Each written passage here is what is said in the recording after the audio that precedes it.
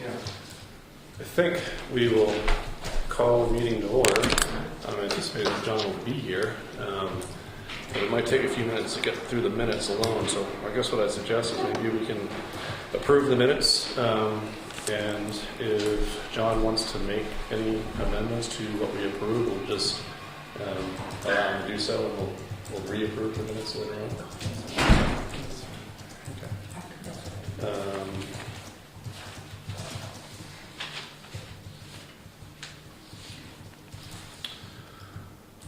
So first up, I guess I'll make a motion to approve the Selectmen's meeting minutes from October 4th, 2012.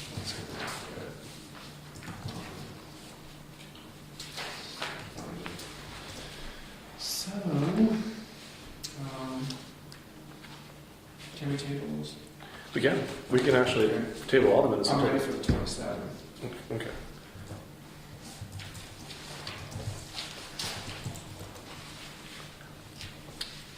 No one seconded that first motion anyway, so I guess I'll make a motion to approve the Selectmen's meeting minutes from September 27, 2012. So moved.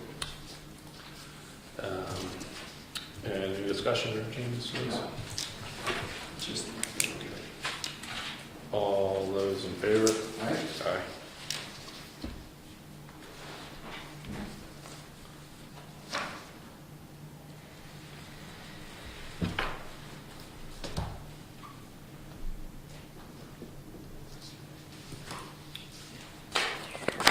And the non-public session minutes, I would make a motion to approve the non-public session number 1 from September 27, 2012. So moved. And that's the one that I have. Did Martha send those to you?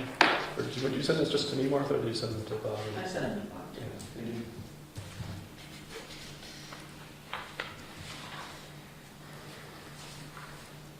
And John. Okay, this is the one.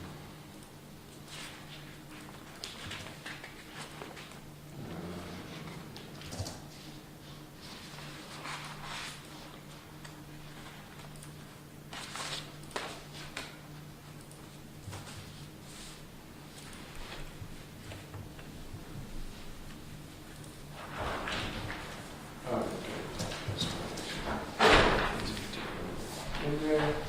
So, did you make a motion? I did. You seconded it. Second. Sorry. That's okay. We did get started here, but we haven't gotten very far.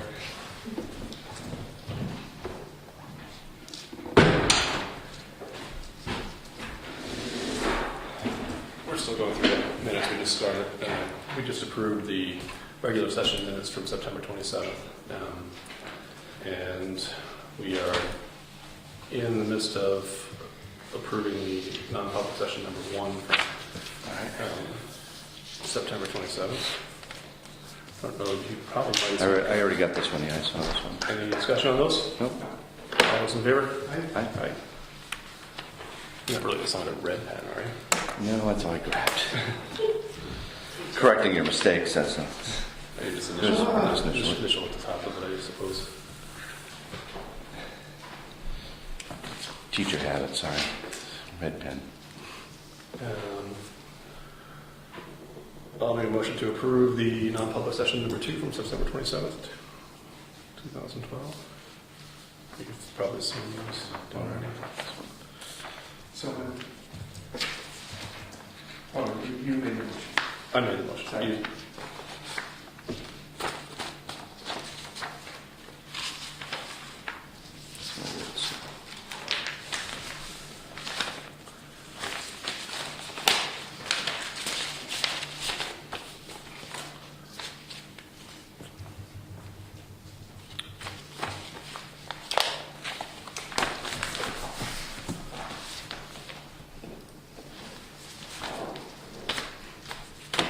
Any discussion on the non-public session number 2? Do you want to see this, Bob? 27th? Yeah. Yeah. So I'm down the Bob here.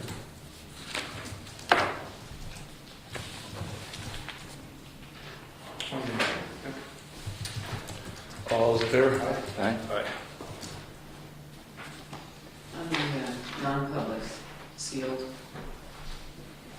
Yes, yeah, we made a motion to seal both of these non-public session minutes. The first one due to litigation, pending litigation, and the other one was due to protect the reputation of a resident.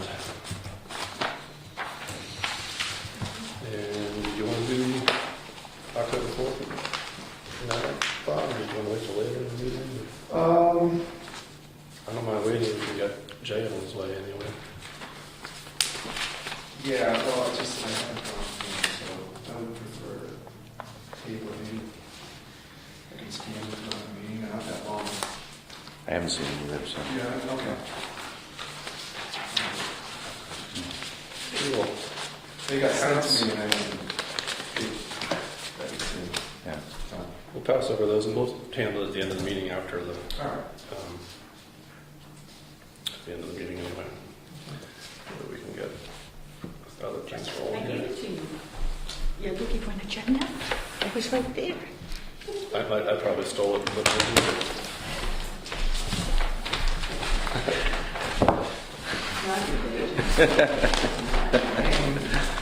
Thank you. I'm gonna tape it. Thank you.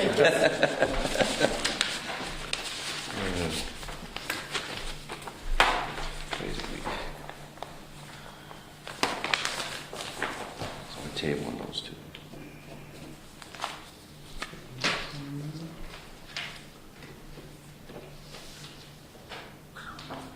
Somebody outside. Okay. Those over here, and that brings us to public comments. George, Dad, anyone? Hank? Nothing? Carl, come up for the police report.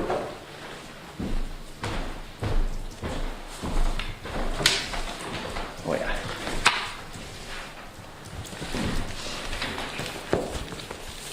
You know, it's good.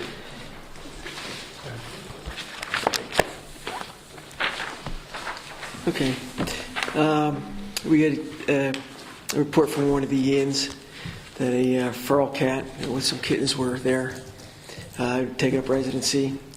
The ACO was able to get them, take them down to the Humane Society where they fixed them free.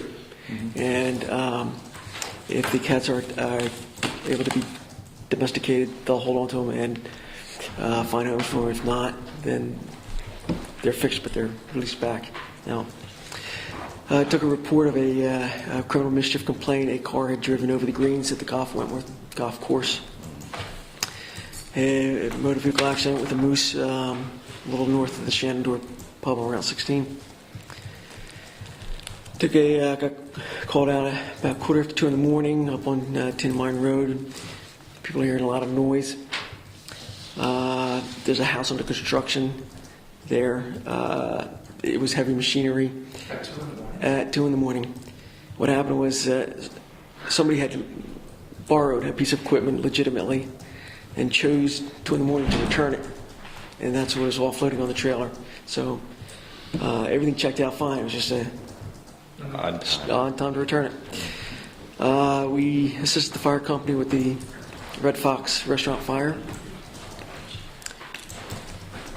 We had a gray fox that had been hit by a car. The animal patrol officer came out and handled. We assisted the ambulance with a elderly lady that fell on the sidewalk up by the top of the falls. 5 false burglar alarms. Took a report of a lost backpack. 911 at a B&B, which was a misdial. A Motorola two-way radio was found and returned to the station. Watching 2 houses for people that are away on vacation. We have a heart trap. The animal control officer does, but a different B&B for a raccoon that probably has a broken leg.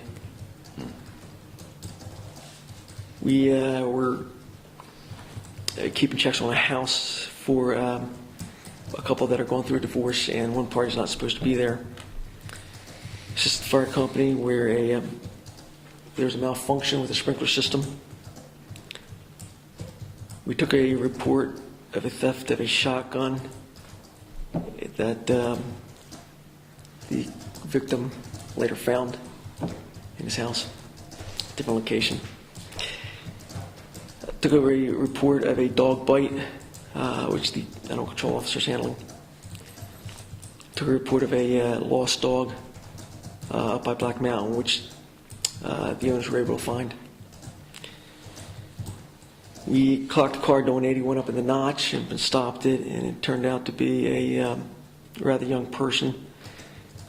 So at that speed, young age, youth operator's license, we felt that was appropriate to do a charge of reckless driving. Did you say 80 or 180?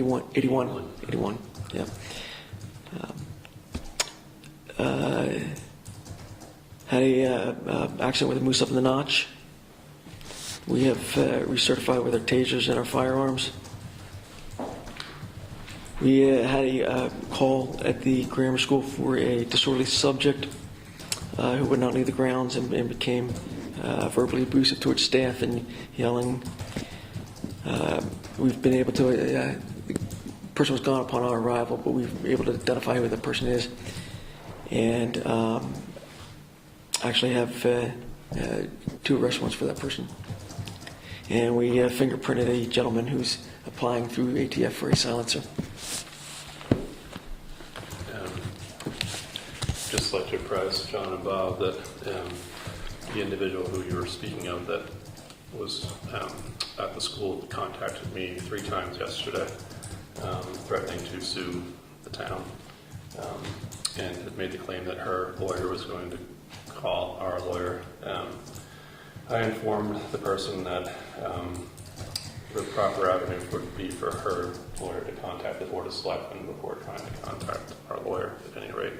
I don't anticipate anything necessarily coming of it necessarily, but just wanted to update you guys if that had occurred in regards to that incident. So.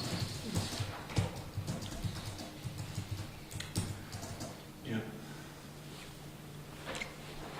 It's ongoing. Yep. Was the dog bite on town property? How did we get involved in that? It occurred in Jackson, so that's how we got involved. I think the dog owner happened to live in Bartlett, and one person worked in Jackson, but doesn't reside in Jackson. But since the bite occurred in Jackson, it falls under our jurisdiction. So, But not necessarily on town property. right. Okay. Yeah. All right. That's it. Thanks. Yeah. Thank you.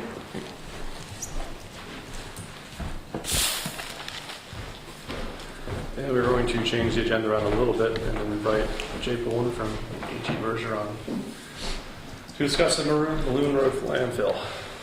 Thank you for taking me a bit early. I appreciate that. I brought an agenda to review the talking points today. We are basically nearing the end of the current permit that the town has for groundwater monitoring at the Balloon Road landfill. Back around 2005, we were working with the town because DES was requesting that some monitoring and a monitoring permit be submitted for the town to document what's happening up at the landfill. And so we worked with the town and DES and obtained a groundwater management permit.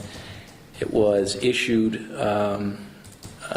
December 17th of 2007, and these are 5-year permits. And the permit requires sampling twice per year, May and October, on 4 monitoring wells located on the landfill. In the back of your packet, have a plan of the landfill and the monitoring locations. They're shown in the circle, half shaded. What you see there are more wells than what we sample, but the program consisted of sampling 1 upgradient well, which is MW1, and then 3 down gradient wells. And I believe, can't recall, it would have been 3D, 4, and 5. So those are the wells that we monitor on the landfill. Twice a year, in May we do leachate indicators. In October we do volatile organic compounds in drinking water metals. The sampling has gone fairly well for this original 5-year permit. It was revised due to a couple of hits of drinking water metals in 2008. We had a hit of arsenic, and we had a hit of lead, and we had a hit of mercury that were above what we call ambient groundwater quality standards. There's a list of standards for all compounds. Anything above that is an exceedance that needs to be noted to DES, and we monitor that. Everything else has been below that, but that 1 year, in October of 2008, we haven't had anything since then, but because of that, they asked that we do additional monitoring of drinking water metals in 2009, which we did. Those results were below the standard, and so we've continued to date. The permit expires in December of this year. And we have to do one sampling event in October, which we're going to do next week. But prior to the sampling event, we received, and I think, Jerry, you were mailed a letter from DES, which I have also copied to this packet. It's the second sheet. It was received in August. It was a review of the 2011 annual report. Essentially, we sample twice a year and we prepare an annual report. So they were commenting on the annual report and noted that you're going to need to renew the permit. And so I asked the question of DES if we could stop monitoring at the landfill due to the low levels. And basically, I got an email response with an attached letter that I hope that you guys were given. It's a letter from DES regarding the Shelburne landfill. It's very similar, inactive landfill, been capped, groundwater monitoring results are low, but basically the DES's stance on these are that the waste is still there, so it can still be an issue with groundwater, especially next to Wildcat Brook.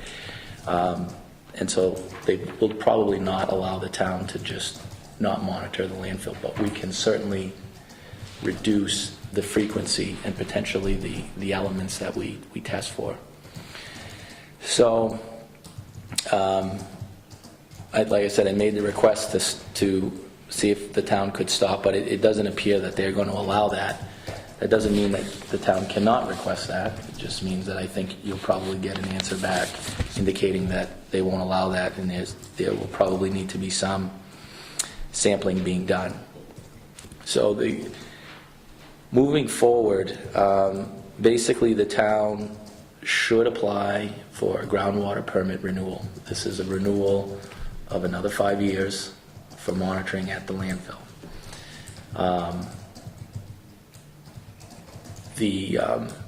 It's due pretty soon. It's going to be due before December, and that is the time when we make a request for any changes in the permit conditions.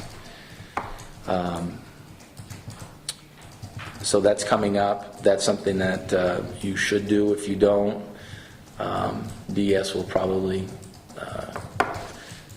prepare a letter of deficiency and put a little pressure on you, and eventually, if you don't do it, probably fine the town or whatever for not monitoring the landfill.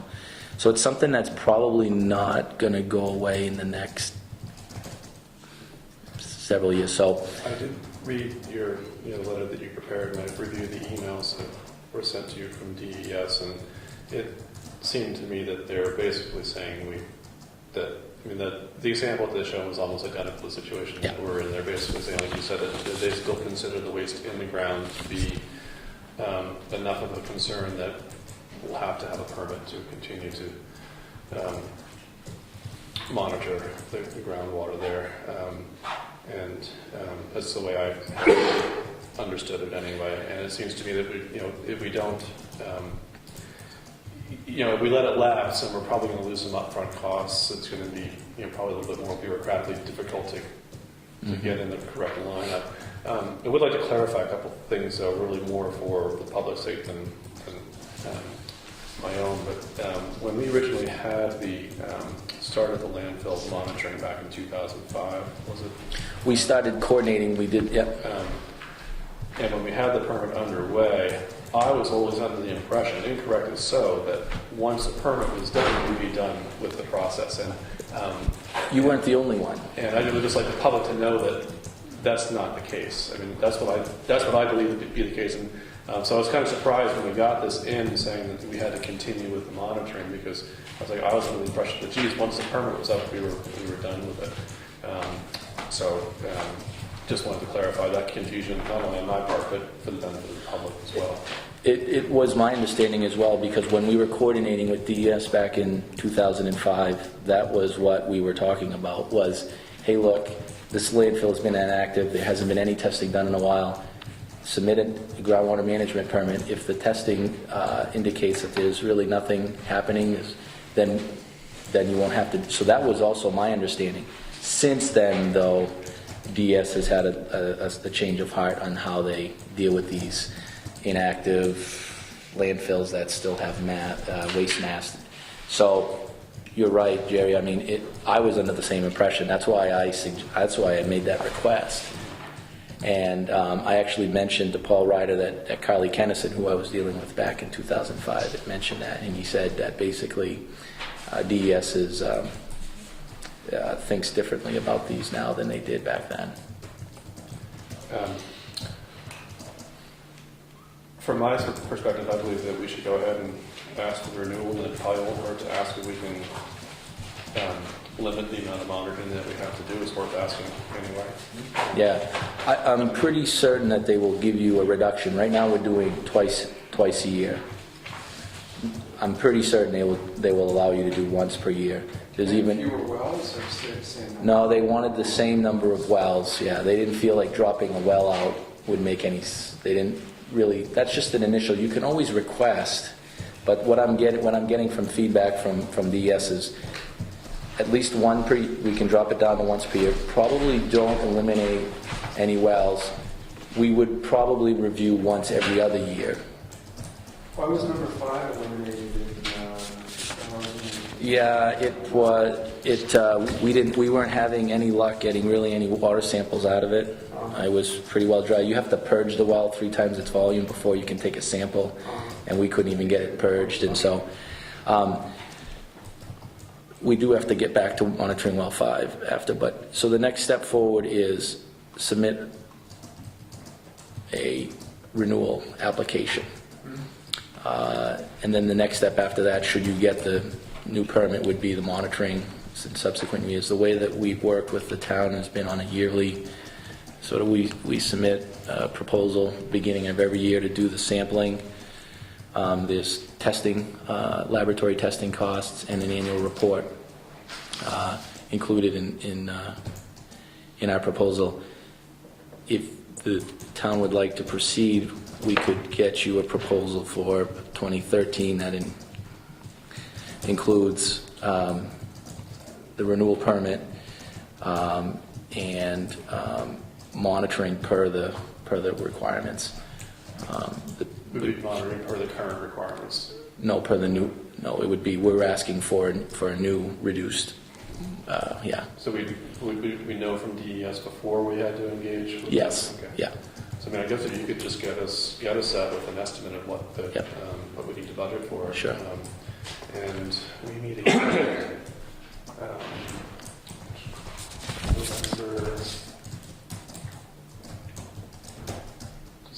So we'll meet again November 1st. Yep. Will be our next meeting. Should we make a decision before then to go ahead with this, or? No, that would be fine. That would work if I get you that proposal before then to review on November 1st. Good. Okay. That's great. So I will do that. The second point is that because monitoring well 5 has been essentially abandoned, we need to properly decommission it. And I've listed down here under moving forward the steps that need to happen in order for it to be decommissioned. Do you think that this is something that the highway department from the town or somebody could do? Essentially what you need to do is remove the casing, either cut it or remove it. You mean that from the ground level or from?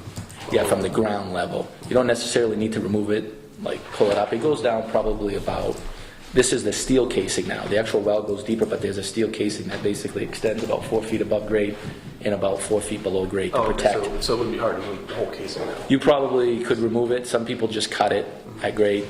You fill it with basically gravel, and then the top 2 feet, you just put some grout or cement on it, and you leave it. The issue is that if that's left open, somebody could go in there and pour something down there, and forever you could be chasing that. So the idea is decommission it, don't allow it to access to the groundwater.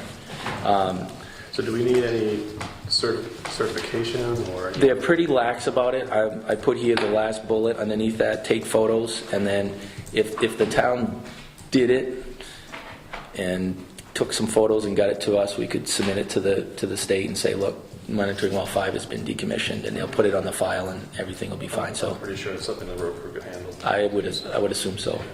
What kind of time frame do you need that done by? Well, it would be great. Could we do it by the end of this year sometime? Or do you think, I mean, it could wait till spring. They asked in the latest letter that we identify the schedule of when we would be doing that. So if you prefer to wait till... Well, I mean, I think the road crew is pretty much waiting for the snow to start to fly. So, they're wrapping up year-end projects right now, and I don't think it'd be too difficult for them to perhaps do it before the snow flies. So, I'll talk to our road agent, by Monday anyway, about it, and see what kind of time frame you can put on it, because I wouldn't be surprised if they could get done before November 1st. So, That'd be great. as long as they can do it without worrying about having a DES complaint if they're vaccinated. No. They're more concerned about decommissioning it properly than they are about who does it and how it gets done. But that would be, if they followed that process there, that would be fine. I'm assuming if Jay Henry wanted to call you guys for any, Oh, absolutely. he'll just contact you guys. Sure. I'll just leave you a card. I think he's actually Jay's card, I think. Yeah, okay. Give it to him just the same. Very good. That's all that I had. Very good. Appreciate you taking me sooner. Thank you very much. Thanks for coming in. Thank you. Perfect. This is mine.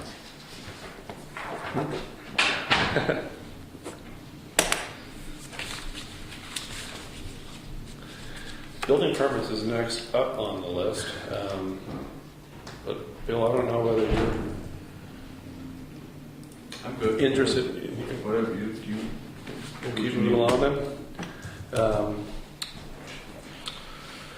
First up for consideration on the building permits is Robert and Paula Hoy to install a bathroom in the shed cabin. This one is not recommended for approval by Andy, mostly on the basis of I will not recommend granting the building permit application. This application does not show setbacks. The granting of the permit could be granting an accessory apartment. The current structure has 3 bedrooms. The septic appears to have been designed for a 3-bedroom home. Recommend applicant be given an extension to submit an approved septic design to show appropriate setbacks in the site plan. The selectmen should consider whether this work constitutes an accessory apartment. This would require the applicant to apply to the board for approval. If the selectmen choose to grant the building permit application, the structure must comply with the state building code and the Jackson zoning ordinance. I recommend extending the application another 30 days to allow the applicant additional time to provide the required information necessary to take this application. So this is the one that's still pending. Right. And I've been thinking a little bit about this one, and it seems to me that really what they're after is a sense from us as to whether or not we would grant a permit for them to build a bathroom in their existing shed. The part here that I'm not quite sure I understand from Andy about as far as the setbacks is concerned, so I was going to say I'm not concerned about, well, I guess it needs to show setbacks for the well. I mean, the proposed septic design must be what he's talking about, for the building already exists, so there's no setback necessary for that. I'm assuming he must mean for the, there's no setbacks for the septic design. And really, before we can even grant the building permit, I think we want to see an approved septic design from the state, which requires approval from us first. And they basically don't want to go ahead and design and go for approval of the septic system if we're going to deny the permit for the bathroom. So what we really, I think, need to do is just, I think, in broad terms, and I think that this is something that, we really need to kind of answer for everyone in general in town, is that how we define use in spaces, and to what extent we have the authority to do that. And from my line of thinking, as far as the bathroom is concerned, in the shed cabin, it's a use that he can do, that they're allowed to do. It's nothing in our ordinance, there's nothing in state law that prohibits them from using a bathroom in a shed, that people can go ahead and install something like that. And that when it comes to how we define bedroom spaces, we don't really have any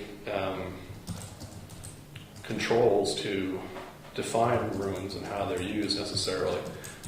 Right now Andy's been saying that we define a bedroom as to whether or not there's an actual sleeping bed in the room, and that's what defines a bedroom. So if someone were to have a multi-roomed home, and it's a 3-bedroom home, then only 3 of those rooms can be used for a bedroom.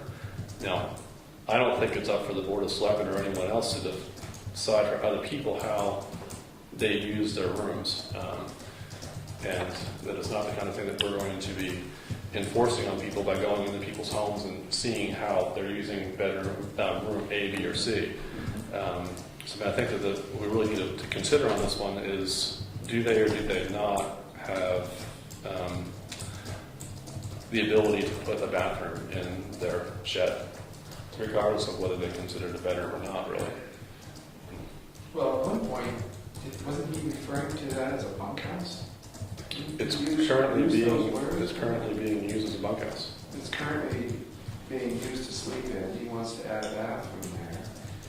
I just think that it seemed like the whole thing was heading down a slippery slope towards an accessory apartment the last time we talked about it. Has he been up there and talked to them since he was before us? I don't believe he has. I don't believe we've heard from them, or their builder came in and talked to us about this 2 meetings ago.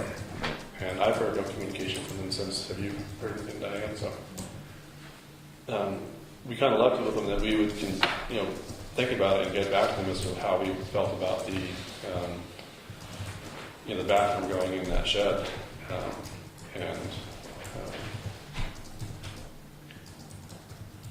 It may be that we're not prepared to give them an answer until they submit a valid application, and they can.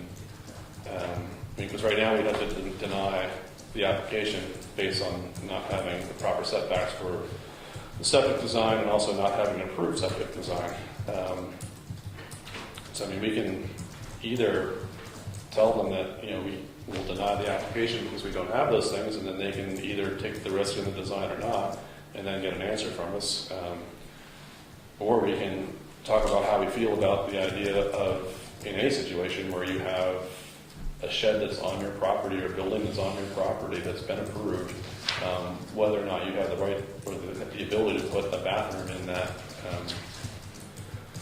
that structure. Well, it's actually on one of the meetings we looked at the minutes of tonight. We did. 27.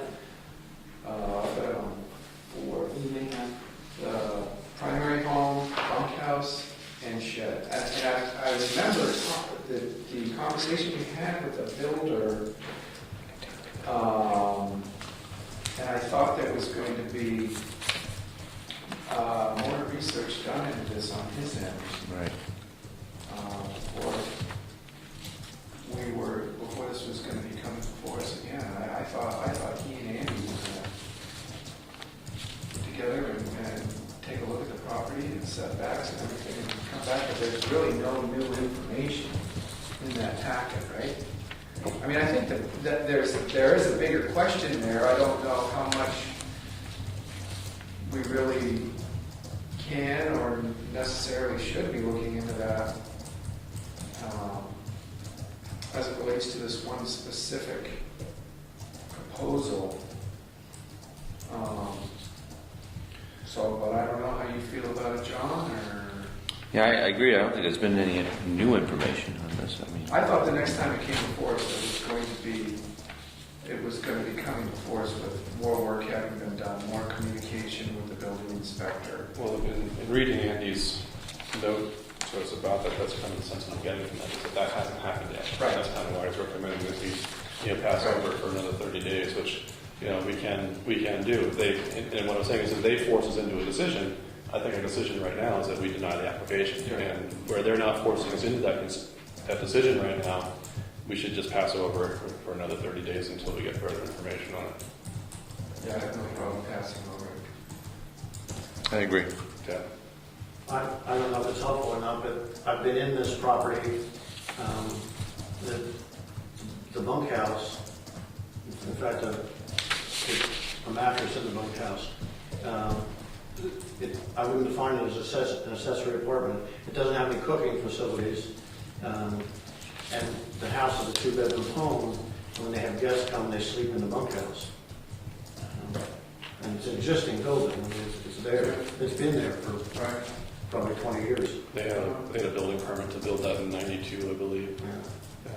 Yeah. When you say pass over, are you saying you're going to give them an additional 30 days? We're going to extend the consideration of the application for another 30 days. You want that formal motion? I think we really need to. I think we're just... Okay. I think it's in their best interest not to force us into a decision. And they do have the right to come back to us and say we want a decision on it, or we don't want a 30-day extension. And I think that forces us to deny the application. So, is it being incomplete? Brings us to. I'd entertain a motion to approve the building permit for Kimberly and Bruce Hurley, FB2 Lot 25, adding a deck, add shower, remove toilet and wall, roof and window replacement. Any motion on that? So moved. And second. It comes with Andy's recommendation. Yep. Andy says I would recommend granting the building permit application. There is no building outside the existing footprint. Estimated value within $10,000. I'm assuming it would be for that much work. Deck, shower, toilet. Well, it's not actually. Wow. My note says that the work to be done is outside the footprint. So I just make that notation. Oh, so the building we're- is outside the footprint. I'm sorry, I read that as the building's outside the existing footprint. The deck is out. Yep. What they're doing is the deck. So, which I guess brings into an interesting concept as I guess it's one application, so I guess it's considered as a whole. I guess technically they wanted to submit different applications. They might not need an application for the inside work, but Definitely would. yeah. I guess I'm questioning fee there a little bit, but That's weird. I guess I'm just not sure why it's a $75 fee versus a $25 fee, and why there's a value fee given that it's all under $10,000. But The applicant mailed the application with the check. with the check that way. Yeah, it was, it should have been 25 as it's under 10. But it was just their understanding it was going to be 75. They must have misunderstood and just issued a check. It can be confusing. It does say in there, but I mean, that's no reason anyway to deny the permit. So, Right. Any more discussion? Motion approved. All those in favor? Aye.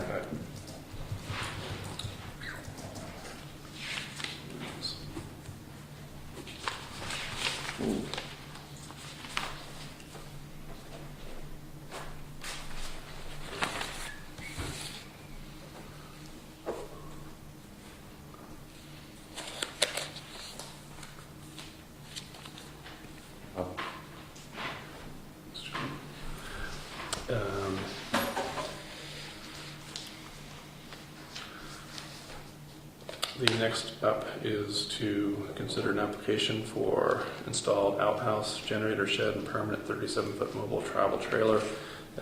Andy is not recommending that we approve this.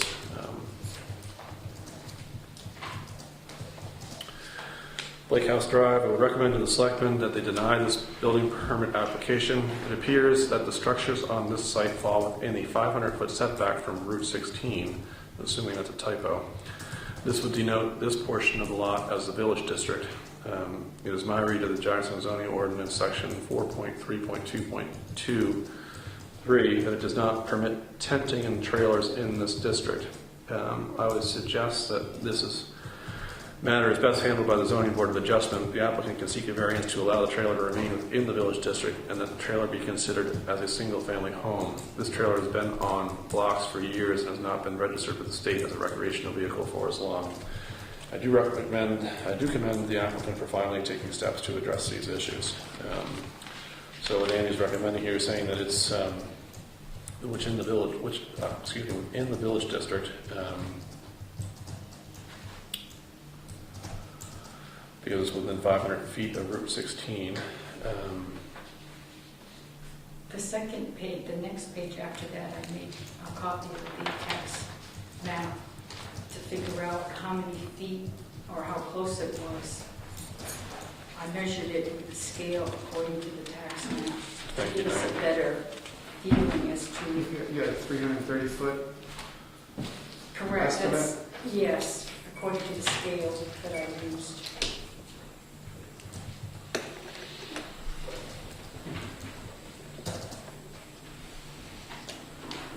Well, it seems like it's-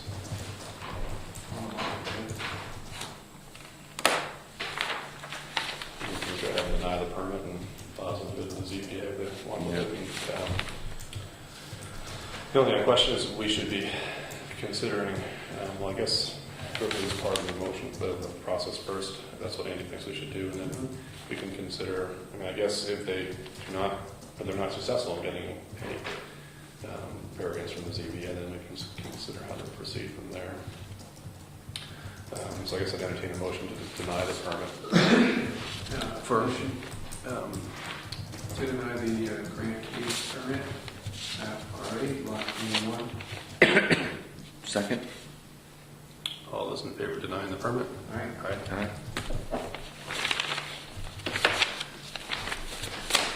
Brings us to,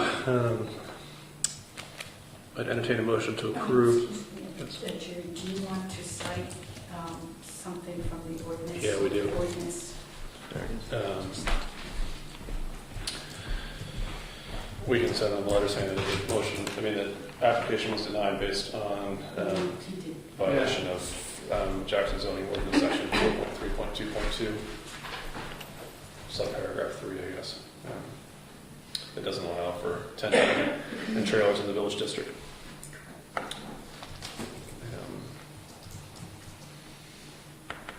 So if you want, I can craft that letter to them, or I can do that over the weekend. We can sign it on Monday. It's up to you, we can do it, we can send it to you, we can review it. Whatever works. It's up to you. If you do it, it might get done faster. So.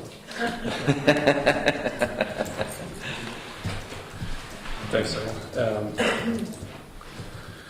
Entertain a motion to approve the construction of a two-bedroom home for Michael and Kathy Donahue, map B3, lot 23. Make a motion for that? This is, Andy would recommend granting the building permit application.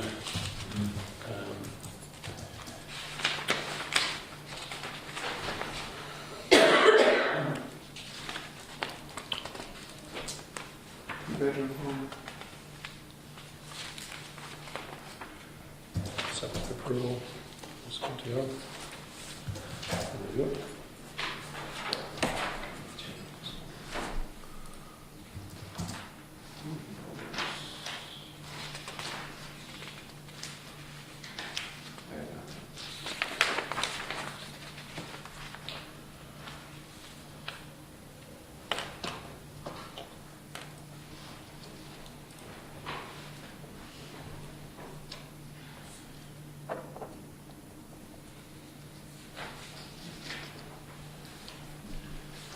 John, do you want to say?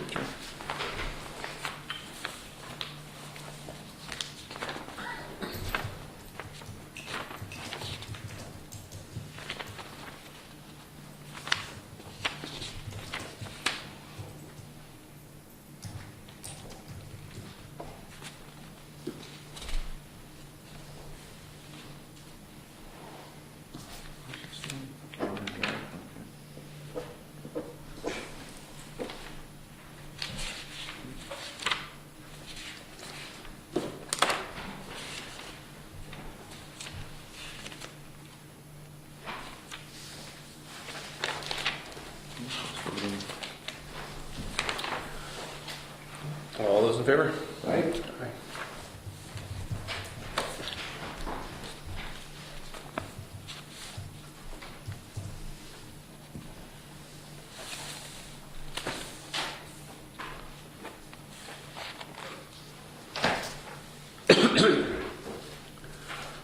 Brings us to the notice of violation.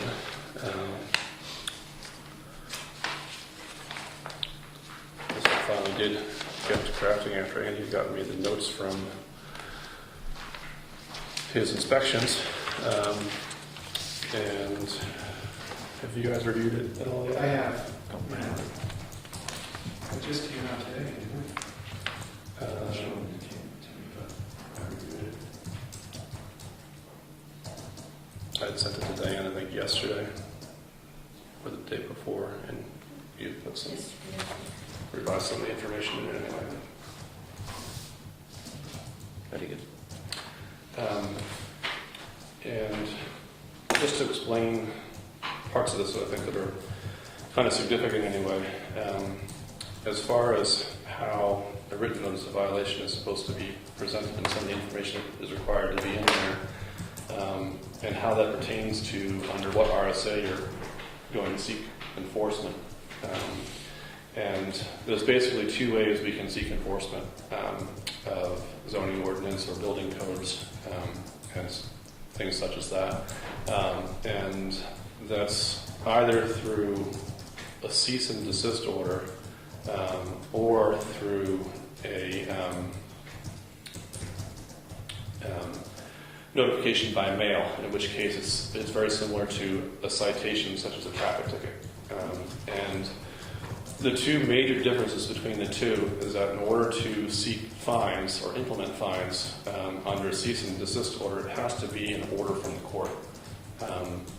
In other words, so we would have to, and in order to initiate a cease and desist order, you have to provide a written notice of violation.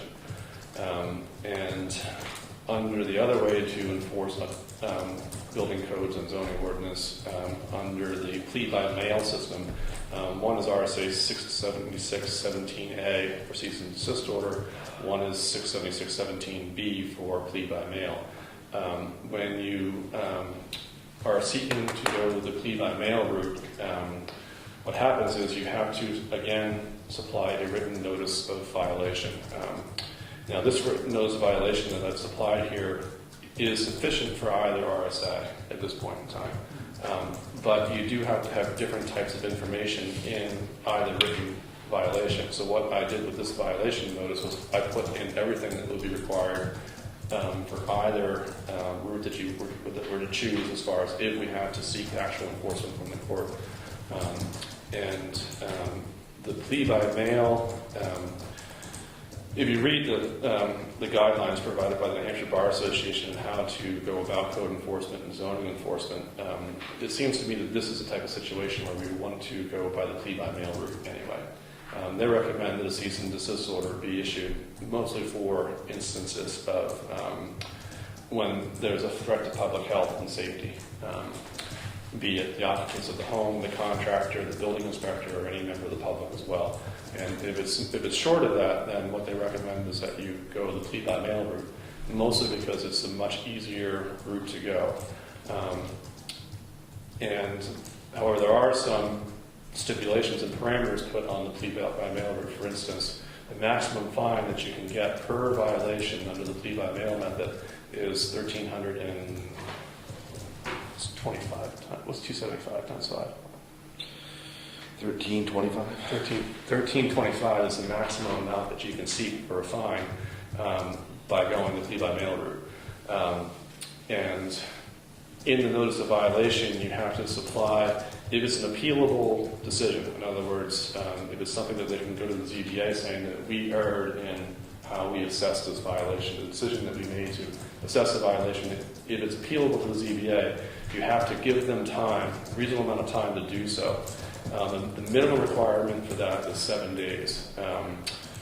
In this, I allowed for 10 days, mostly just to give them a reasonable time with which they can make an appeal to the ZBA. And the reason why that has to be, or the reason why that's in a written notice of violation when you go the method of pleading by mail is because if they don't seek the appeal to the ZBA, it's not that it's an admission of guilt to what they're being charged, but it shows a lack of willingness to contest the decision that's been made by the Board of Selectmen or by the building inspector. So that's the reason why that's seen in here. So where it says you may appeal this decision to the Jackson Zoning Board of Adjustment, provided such appeal is filed within 10 days after receipt of the written notice. That's why that's in there. And that's not to appeal for a variance. That's to appeal the decision that we made that they're in violation. So in other words, in this circumstance, they're in violation of the setback. So they could argue to the ZBA that they're not in violation of the setback if they chose. And they would have to prove that to the Zoning Board of Adjustment. But that is a decision that is appealable, so that's the reason why that's in there. If we were going with the cease and desist method, we wouldn't have to give them 10 days to appeal to the Zoning Board of Adjustment. But we would have to, under a cease and desist order, that basically means that you're going to enforce through the court, unless they immediately do what you want them to. And if they don't, then you seek injunctive relief through the court, and that there's lots of other costs involved with that. You have to basically need to get an attorney involved. You get the court involved, and it takes time, and sometimes it's not the best method to go. So that's the reason why that information is in here. For either method that you're seeking, you need to put in the notes that from the inspections in which you ascertained the facts. So that's why you see that information in here. And then for either method as well, you need to put in how the violations can be corrected, and you have to give them a reasonable time frame in which to correct those violations. And in this notice of violation, I again allowed them for 10 days after receipt of the notice to correct the violations.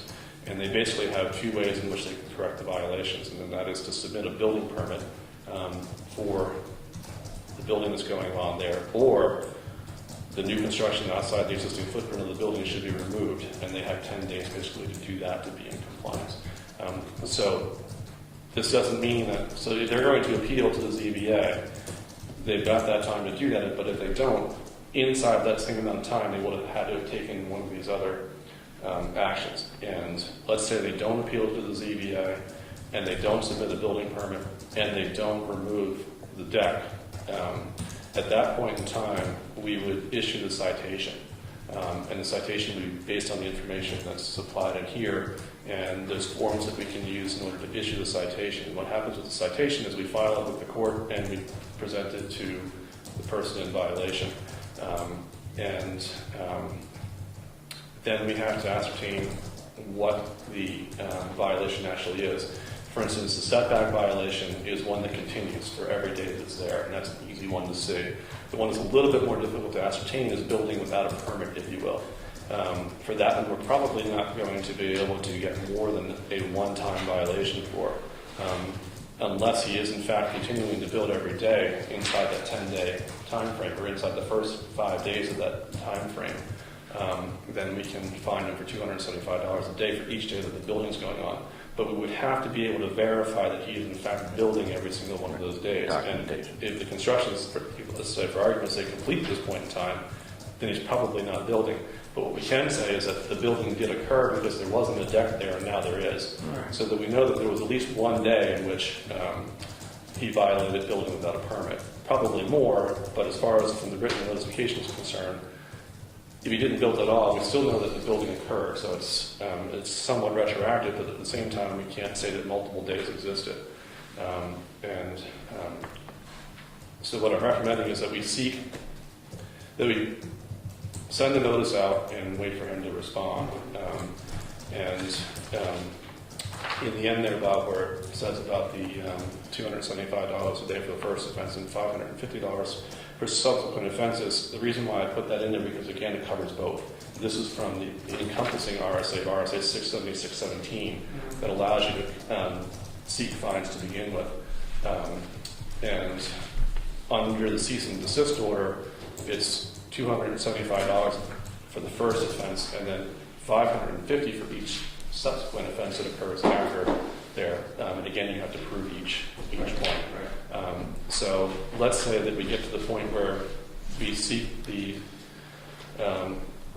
plea by mail, we issue a citation, and there's no response still. That's when we would probably seek the cease and desist order, and that's when the town can actually take the action itself and actually go and physically remove the deck if we wish. And any costs that we incur from that can be placed on a lien on the property. So those are basically the methods that are in there.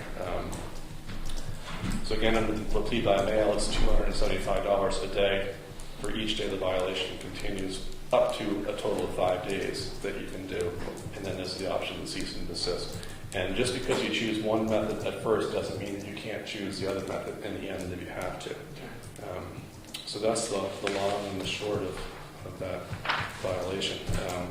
I just wanted to review that before we actually signed it. We did approve the notice of violation already, so I believe we can just go ahead and sign it and get it sent out by certified mail. Would be the next step. That is as we talked about.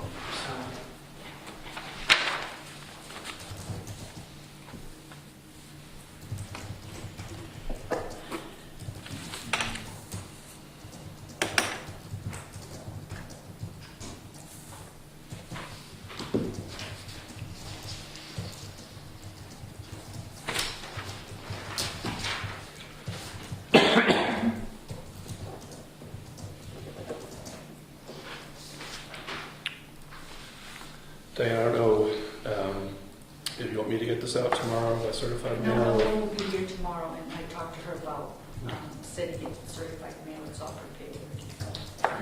Thank you.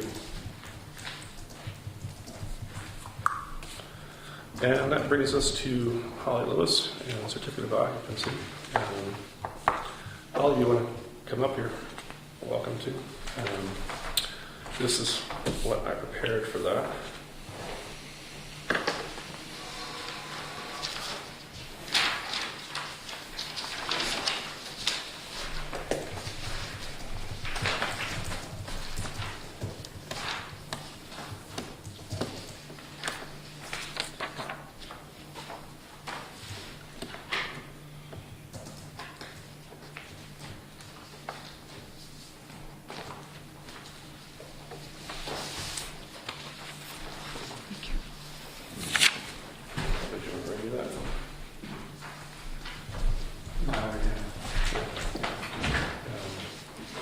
So again, we've already approved this, that we didn't have the document in front of us before. Are we okay with signing the document from the motion we made to approve?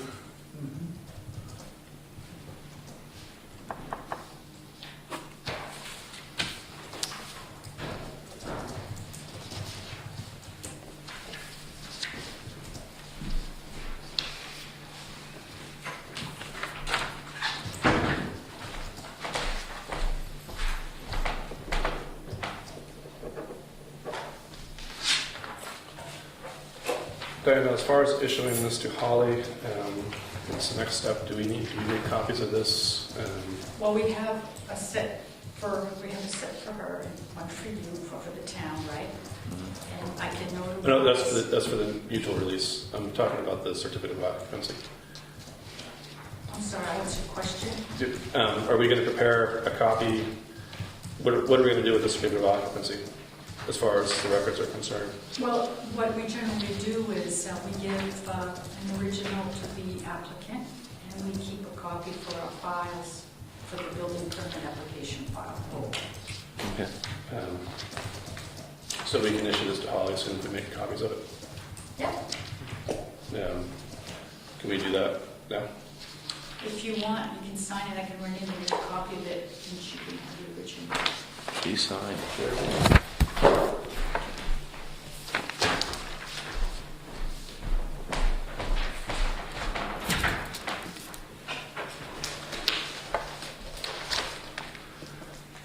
And as we discussed last time, we were to consider the mutual release. Now, at this point in time, are we comfortable with proceeding in public to discuss this?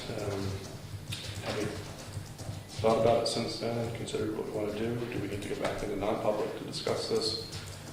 What's everyone's pleasure? I'm fine with discussing it now. As I understand the need for non-public meetings, it didn't seem to be like it was going to be necessary. Holly, how do you feel? I'm fine. Have we all had a chance to review? The only changes that I made is I encompassed, and it seemed to be the recommendation of Peter Malio, was to encompass them into one document. And before, there's two general releases that we reviewed, and now I have before us that it's a mutual release that's encompassing both documents. Is that copy? With the thanks, Sam. With the signatures for everybody on the end. And Peter was originally looking at the two separate releases. Well, he was originally looking at the one general release for Holly to sign. Right. And in a discussion that I had with him, preparing one that the town would sign to release, or we would release Holly from any further actions, is where I followed his advice to change the wording of the general release to mutual release, and then change the party names where it was applicable. And that was on his advice. And that was on his Okay. advice. And that's why I had followed it up with the email exchange I had with him regarding that. Okay.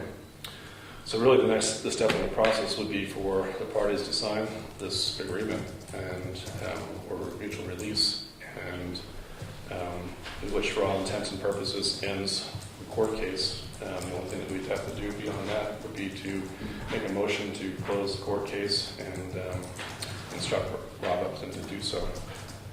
And this is kind of this is kind of the official release document that basically says that.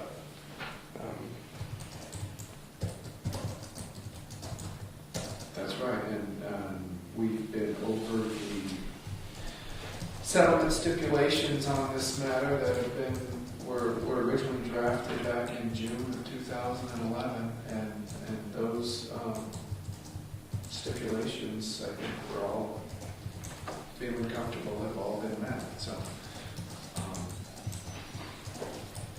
I have nothing further to add. Are we all prepared to sign this document this evening? No. Yes. So what this requires is a witness. Bill, do you mind being a witness for signing these documents? And they need to be notarized. And Diane, you're willing to notarize them for us? Okay. So Bill, you can come on up. I've got copies for each of us to sign and retain here.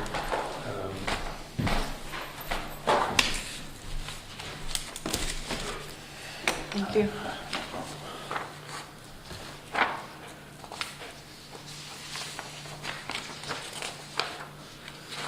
Is what this is, Bill, is a general release from the court action. It brings finalization to that.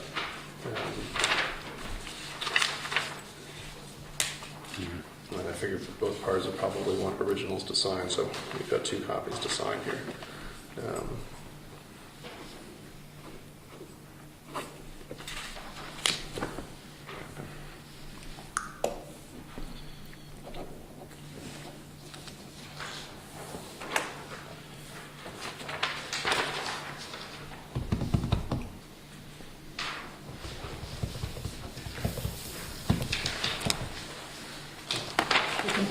Put the date on this.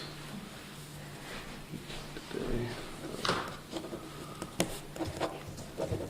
October. guess technically I should wait for you to sign the bond before I... We're not going There's two, Neither am I. There's I already two. got one claim on me, I don't need any more than I... there's two witness signatures there, Bill, so. Yeah, I was going to wait for you guys to sign the bottom before I... Hey, if we're going to do it, let's do it legally, right? It's been a long time in the making. Yeah.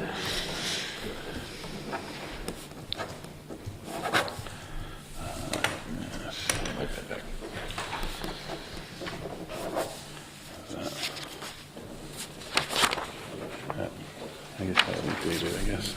Oh, Diane's got to do that. I got to sign one more on that one.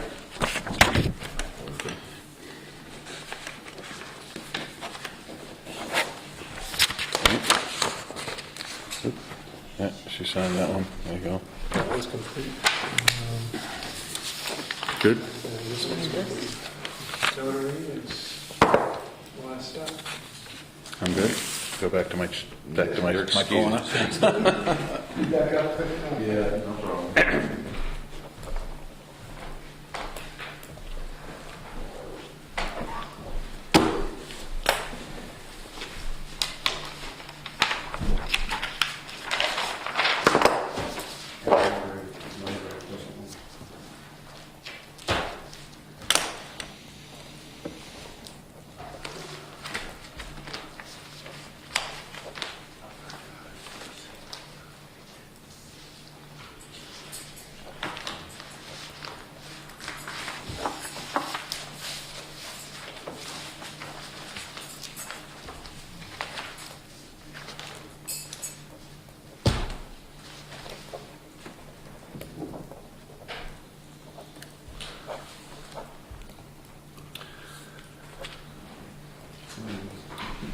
And the only other thing pending on that one is to entertain a motion to instruct Rob Upton to close the court case by filing Dr. Martins. Second. All those in favor? Aye. Aye. And we would expect that to happen this week. I will contact Rob Upton tomorrow and inform him that we made the motion and do so. And he wants to see a copy of mutual lease consent about that. I don't see any reason why we need that. Just according to Peter Molly, it would just be a simple statement from Rob to close out the court case. And this has been many years to reach a conclusion of this.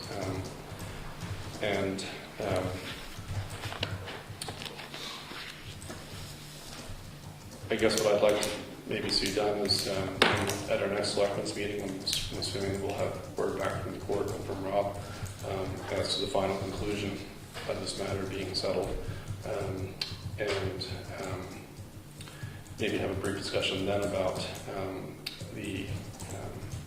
what's brought us to this conclusion, because I'm sure we'll have some answers that will be need to be made to the public, so we'll have questions about this, I'm sure. So, how does that sound? Yeah, as far as when we receive back word from the court that it's done once and for all, that we have an explanation as to why we reached the conclusion that we did. And one of the reasons why I had perhaps painfully gone through the violation notice before was to really highlight the importance of due process and how people are supposed to be treated as far as procedures and acts that we take from the position of the governance that we have.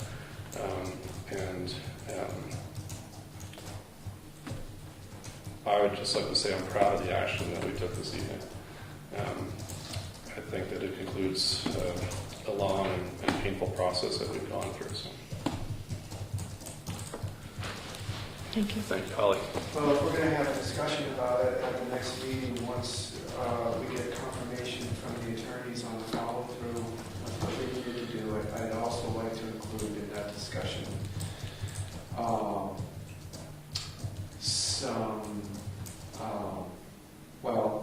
I'd like to also have a conversation about all of the non-public minutes and whether it would behoove us us to unseal those minutes then once this matter is concluded, or if there's a reason they need to stay sealed, I certainly like to know what that would be. So I think that would be something that would really probably stem a further conversation about other things, but I think that would be probably a very wise thing for us to do. So we can think about that between now and then, but I see no reason myself why we wouldn't release all the non-public minutes for what's occurred here. great. Thank you again. Thank you.